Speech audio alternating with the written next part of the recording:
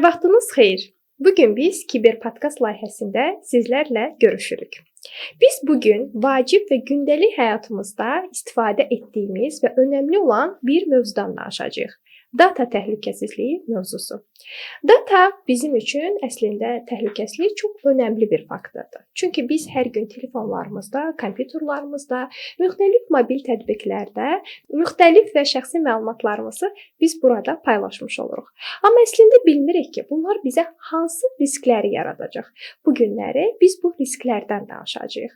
Studiyamızın ilk qonağı Qiyas bəydir. Qiyas bəy həm öz praktiki, həm də nəzəri təcrübəsini bizlərlə bölüşəcək. Xoş gəlmisiniz Qiyas bəy. Xoş gördük.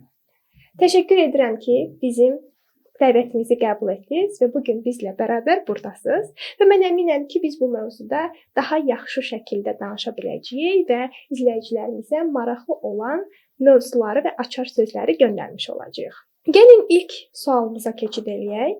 Əslində siz data təhlükəsizliyi sahəsində təcrübəli birisiniz, amma mən istəyəcəm ki, siz bunu data təhlükəsizliyini daha sadə dildə, hamının anlaya biləcəyi tərzdə bizə izah edəsiniz. Təşəkkür edirəm dəvətiniz üçün. Mənim üçün də xoş oldu burada iştirak etmək. Data məsələsi vacib məsələdir, çünki insan dünyaya gələndən ömrünün sonuna qədər data istehsal edir. O xəbəri olur və ya olmur. Bunun fərqi yoxdur. Onun istehsal etdiyi data kənar şəxslər üçün vacib ola bilər. Məsəl üçün belə deyək, telefonunda bu gün neçə addım atıb bir datadır. Bu özü üçün maraqlı olur, amma bunu başqa şirkətlər bundan pul qazana bilirlər. Bu məlumatı satıb başqalarına pul əldə edə bilərlər. Ona görə bu məlumatları qorumaq kimi bir məsuliyyət yaranır. Belə deyək də, belə deyim var ki, 21-ci əsrin neftidir. Sadəcə neftdən fərqi odur ki, neft tükənir. Data həmişə onu fərqli yönlərdə istifadə etmək mümkündür. Ona görə onu qorumaq bizim məsuliyyətimiz öz üzərimizə düşür. Biz dataya baxanda, datanın korporativ tərəfdən dataya baxış var, bir də fərdi datalar var. Ümumilikdə baxanda biz datanı sinifləndirsək, dataya ümumi baxış keçirdikdə biz o datanı sinifləndirməliyik birinci. Yəni elə datalar var ki, biz onu qorumalıyıq, elə data var ki, biz onu qorumamalıyıq və ya bu istismara açıq ola bilər. Qorumalı olduğumuz sinifləndirmə zamanı qorumalı olduğumuz datalar məxfi datalar sayılır. Məxfi, həssas məlumatlar, ictimaiyyətə açıq və ya digər sinifləndirmələr də mövcuddur.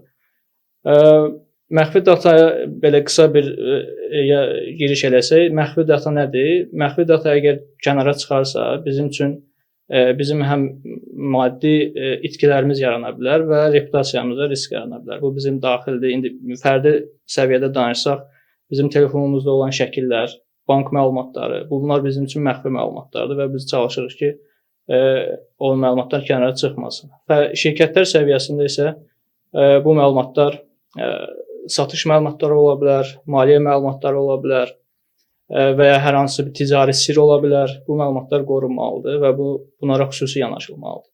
Yaxşı.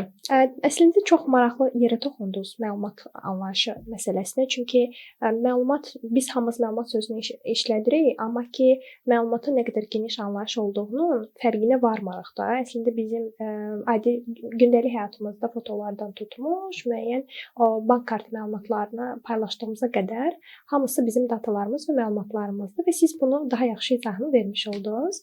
Və mənim üçün başqa bir sual maraqlıdır. Biz əslində parollar qoyuruq, tez-tez hər şeyə parollar qoyuruq, amma bu parolları çox vaxt sadə şəkildə qoyuruq. Məsələn, bəzən bunu doğum tarixlərimizi qoyuruq, ya atamızın, anamızın doğum tarixini qoyuruq, ya soyadımızla bağlı bir şeylər qoyuruq, adımızla bağlı bir şeylər. Ya bizi daha rahatlıqla ifadə edəcək bir şeylərə qaçmağa çalışırıq da.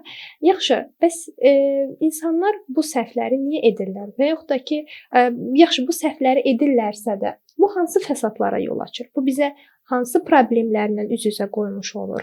Bu günləri biz baxırıq ki, xəbərlərdə eyni zamanda internetdə, sosial şəbəkələr açırıq, ancaq kiber təhlükəsizliklə bağlı cinayətlər görmüş oluruq, kiber təhlükəsizlik, data ilə bağlı problemlər görmüş oluruq. Yaxşı, siz bununla bağlı nə deyə bilərsiniz? Qəşəng sualdır. Şifrə məsələsi ümumiyyətlə insanların zəif nöqtəsidir. Çünki biraz çətin şifrə və uzun şifrə qoymağa belə deyək ərinirlər. Bu da müəyyən fəsadlara yol açır. Məsləhət görülən şifrə uzunluğu 12 simvol olmalıdır və böyük, kiçik hərflər, xüsusi simvol, rəqəm bunlar istifadə olunmalıdır və əvvəlki istifadə olunan ən azı 4-5 dəfə istifadə olunmayan bir şifrə olmalıdır. Yəni bu qədər həssas yanaşılan bir məsələ olmalıdır. Sadəcə insanlar bunu belə deyək tənbəllikdən buna əməl eləmirlər və təbii olaraq da bunun fəsadları yarana bilər. Xəbərlərdə eşitdiyiniz bütün belə deyək ciddi, böyük Uber kimi və digər böyük şirkətlərin başına gələn kiber hadisələrin əksər səbəblərindən bu şifrə siyasətinin düzgün tətbiq olunmamasıdır. Yəni insanların, əməkdaşların və ya insanların şifrələrini harda gəldiyi yazmaqlarıdır və ya bir şifrəni hər yerdə qeyd eləməkləridir. Hansı ki bu hakerlər tərəfindən bu credentials deyirik də, o məlumatlar toplanılır və o bazadan başlayır oradan hücumlar edilməyə və oradan artıq həm şirkət infrastrukturuna daxil olurlar, həmçinin də insanların fərdi səviyyədə bank məlumatları əldə olunur, bank hesablarından pulları oğurlanır. Yəni ona görə şifrə məsələsi çox vacib məsələdir və əlavə olaraq şifrədən də əlavə 2 faktorlu autentifikasiyada istifadə olunmalıdır. Şifrə əldən gedərsə belə orada artıq ikinci bir mərhələ tətbiq olunur, hansı ki telefona autentifikasiya proqramına kod gəlir, OTP kod deyirik və onu daxil edir və onunla da daha da gücləndirilmiş olur öz hesabını. Şifrə məsələsində insanların diqqət etməli olduğu ən vacib məsələ onların tez-tez yenilənmə məsələsidir. Yəni məsəl üçün mən bir şifrəm var və onu son 5 ildə dəyişməmişəmsə, bu artıq ciddi riskdir. Yaxşı olardı ki, 2 aydan bir, 3 aydan bir, və hətta 1 aydan bir mümkünsə dəyişsinlər. Çünki süni intellektin gəlməsi ilə bu məsələlər daha da sürətlənib. Əvvəllər biraz uzun müddət çəkirdi. Amma hal-hazırda hücumçular da belə deyək də, o hakerlər də ağıllanıb süni intellekt vasitəsilə. Ondan istifadə edirlər və biz maksimum özümüzü qorumalıyıq bu mövzuda. Kəsbə, görürəm ki, çox maraqlı gedir bizim podkastımız. Mənim sualım biraz fərqli sual olacaq. Öz real həyatımla bağlı bir sual vermiş olacağam və həm öz real həyatım, həm də həmkarlarımla bağlı bir sual olacaq. Mən özüm PR sahəsində çalışıram və mənim həmkarlarım PR, media, marketinq, müxtəlif media sahəsində çalışan insanlardır. Biz üzdə olacaq insanlarıq da. Mütləq şəkildə bizim ən azı sosial media platformalarıdır, müxtəlif PR tollarından mütləq şəkildə istifadə etməliyik ki, insanların bizə əl çatması qabiliyyətini göstərək. Biz məcburuq ki, burada öz şəxsi məlumatlarımızı paylaşaq, öz fotolarımızı paylaşaq, öz ətraf dostlarımız, mühitimiz, yəni öz məlumatlarımızı digər şəxslərdən daha çox paylaşmaq zəruriyyətində qalırıq da. Yaxşı, biz necə edək ki, bu məlumatları paylaşırıq, bunları edirik, amma eyni zamanda da özümüzü risk altında qoymayaq. Təhlükəsizliyimizi ələ almış olaq. Bunun üçün nə tövsiyə edə bilərsiniz? Maraqlı sualdır. Bu da bu məsələdə siz artıq məcburi olaraq dediyiniz kimi də məlumatlarınızı artıq ictimaiyyətlə bölüşürsüz.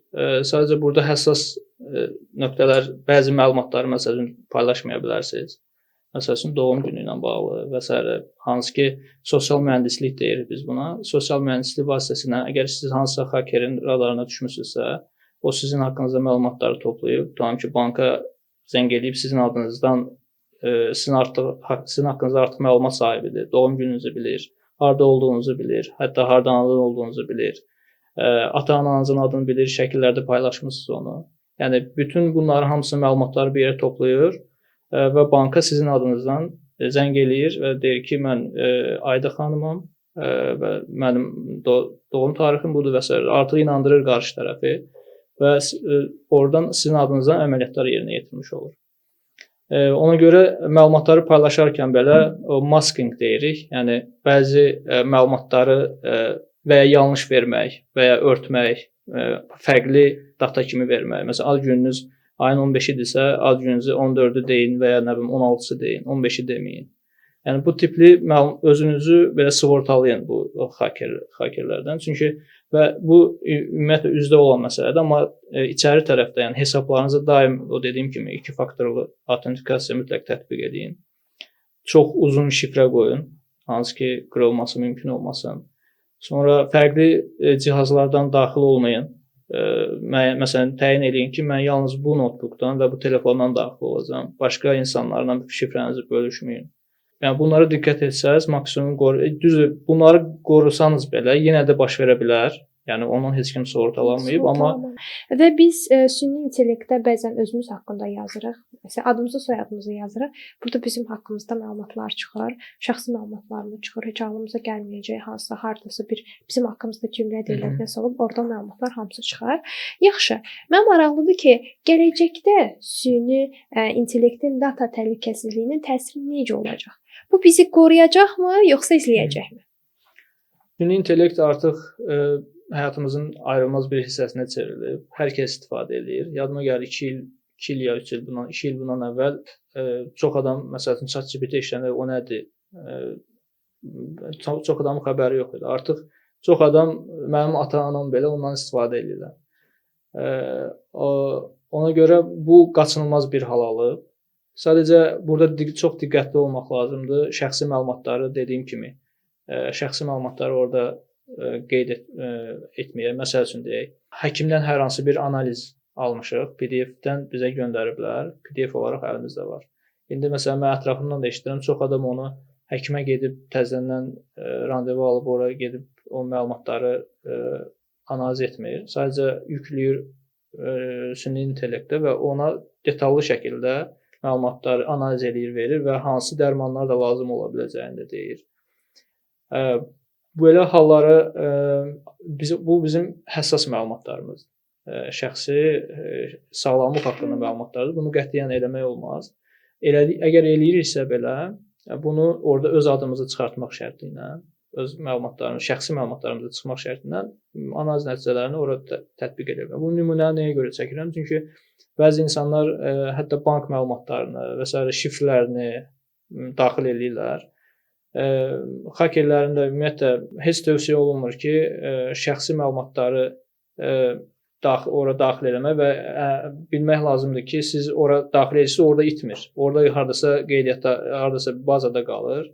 Həmin o süni intellekt saytları belə tövsiyə eləmir ki, şəxsi məlumatlar ora daxil olunsun. Sonra həmin məlumatlar başqa bir adamın axtarışı zamanı üzə çıxa bilər. Dolayısıyla həm şəxsi məlumatlarınızı, həm şirkətlərə də aiddir bu şirkət məlumatları başqa şirkətlərin və ya hakerlərin əlinə keçə bilər. Ona görə bu mövzuda çox ehtiyatlı olmaq lazımdır. Üzü çox pessimist baxsaq, bir bilinməz bir təhlükəyə doğru gedir, amma təbii ki, bu bizim gündəlik işlərimizi azaldır, effektiv, produktiv eləyir. Bu tərəfdən sevinir, amma bu tərəfdən də bizi nələr gözlədiyini hələ də tam da başa düşmürük. Başa düşdüm. Çox sağ olun. Buyurun. Çox maraqlı düşünürəm ki, məlumatlar ötürmüş oldunuz. Çünki bu kiber təhlükəsizlik, ümumiyyətlə data təhlükəsizliyi bu günləri bir çox insanın hələ xəbəri olmasa, bir çox insan artıq bu mövzuda ayıqdır, məlumatları var, fikirləri var. Ümumiyyətlə, yəni biz data təhlükəsizliyi hər birimizin bir məsuliyyəti halına gətirməliyik, bir vərdişi halına gətirməliyik və biz bunun qorunması üçün sizin kimi insanların tövsiyələrinə riayət etməliyik. Sizlərdən öyrənməliyik ki, bunu öz həyatımızda tətbiq edə bilək. Təşəkkür edirəm. Çox sağ olun. Siz sağ olun. Çox sağ olun ki, gəldiniz və bizim qonağımız oldunuz. Minnətdaram. Bizimlə olduğunuz üçün təşəkkür edirik. Növbəti buraxılışımızda isə yenidən kiber təhlükəsizliyin başqa tərəflərinə baxacağıq. Başqa bir qonağımızla fərqli bir baxış bucağı ilə baxacağıq. Təşəkkürlər. Sağlıqla qalın.